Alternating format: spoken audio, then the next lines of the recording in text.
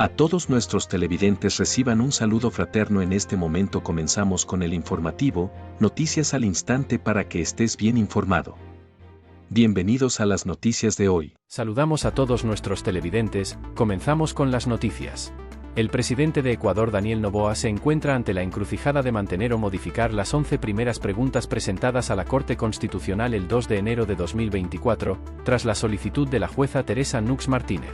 En respuesta a esta petición, Noboa tiene un plazo de 24 horas, según la providencia emitida el 16 de enero de 2024, para remitir un informe que aclare la intencionalidad de dichas preguntas.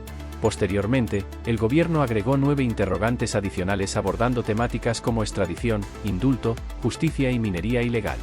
Desde el 16 de enero, la Corte Constitucional cuenta con 20 días para realizar el control previo a la consulta. Las preguntas originales versan sobre seguridad, penas, control de armas y migración, reflejando una amplia diversidad de preocupaciones en la sociedad que el gobierno busca abordar mediante una consulta ciudadana. La ampliación de interrogantes sugiere una estrategia gubernamental para abordar de manera integral asuntos de relevancia nacional, ampliando el espectro de la iniciativa y generando expectativas sobre el impacto potencial de la consulta en el marco legal y social del país. La respuesta de Noboa y el proceso de evaluación por parte de la Corte Constitucional serán cruciales en determinar el curso futuro de estas propuestas.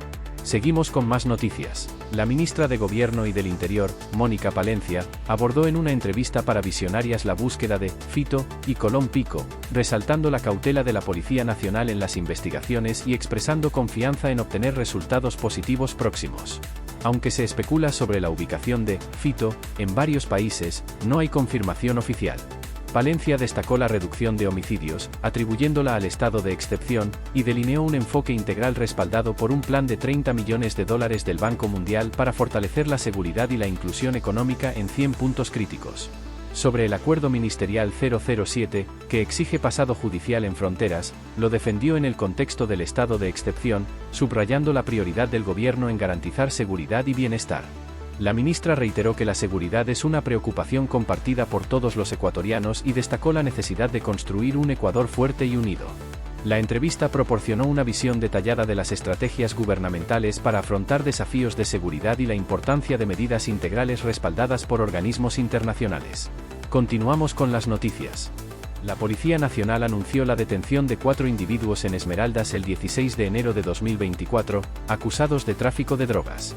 Durante allanamientos en el sur de la ciudad, se decomisaron 300.000 gramos de marihuana en una propiedad.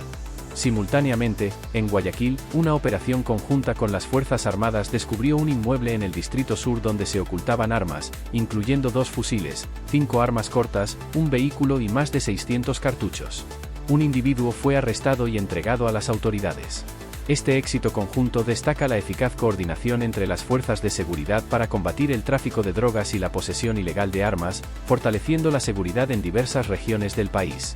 La operación refleja la firme determinación de las autoridades en la lucha contra actividades ilícitas, contribuyendo a la tranquilidad y bienestar de la sociedad ecuatoriana. La rápida acción de las autoridades subraya el compromiso de mantener la seguridad y la lucha contra el crimen organizado, reforzando la confianza pública en las instituciones encargadas de mantener el orden y la paz en la sociedad.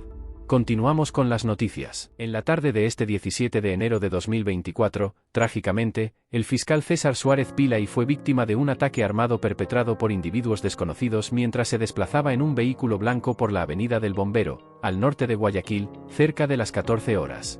Este lamentable suceso sigue a la detención de Daniel Salcedo en Panamá, vinculado a casos de corrupción hospitalaria.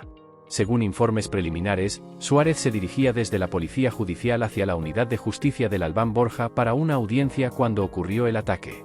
La Policía Nacional ha desplegado unidades especializadas para dar con los responsables del crimen. Suárez, oriundo de Paján, Manabí, era un abogado especializado en derecho constitucional y desempeñó un papel fundamental en investigaciones de corrupción, incluida la relacionada con los hermanos Salcedo Bonilla. En enero de 2023, lideró la vinculación de 4 personas en un caso de presunto peculado en el Hospital Teodoro Maldonado Carbo del ISS en Guayaquil. Además, estuvo al frente de investigaciones por corrupción en los hospitales públicos de Los Teibos y el Abel Gilbert, así como la investigación de la estafa de fondos en el ISPOL. El coronel de la policía, Renato González, expresó su rechazo e indignación ante el asesinato de Suárez, quien también tomó el proceso por terrorismo relacionado con el asalto armado al canal TC Televisión. Este incidente fue un precursor para la declaración de conflicto armado interno debido a la creciente violencia en Ecuador. La fiscal general, Diana Salazar, reaccionó al crimen destacando que el legado de Suárez persistirá en la lucha contra el crimen organizado. Salazar señaló la intervención de las mafias en el país y abogó por la realización de audiencias sobre delincuencia organizada de manera telemática. En un vídeo oficial, manifestó el compromiso continuo con la sociedad y aseguró que se están llevando a cabo las primeras pericias para evitar que esta nueva muerte violenta quede impune.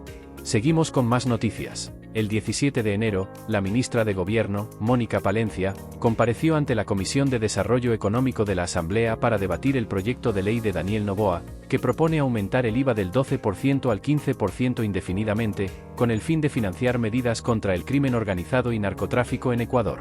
Palencia expresó frustración ante las propuestas de la oposición, argumentando falta de comprensión sobre la urgencia de enfrentar un enemigo infiltrado en el Estado. Destacó la necesidad de asignar recursos significativos para abordar el conflicto armado interno, mostrando descontento con alternativas de algunos asambleístas. Acompañada por el ministro de Finanzas, Juan Carlos Vega, respaldó el aumento del IVA, señalando que Ecuador tiene una de las tasas más bajas en la región. Abogó por reconocer las necesidades urgentes de financiamiento. Subrayó la importancia de asumir responsabilidad como ciudadanos ecuatorianos. El proyecto ha enfrentado resistencia en la Asamblea, con propuestas alternativas como gravar las utilidades de la banca privada, rechazada por el gremio. La discusión refleja tensiones sobre la obtención de recursos para el Estado, evidenciando divergencias en las estrategias para afrontar el conflicto interno y sus implicaciones económicas. Te agradecemos P0R informarte con nosotros hasta la próxima emisión de noticias.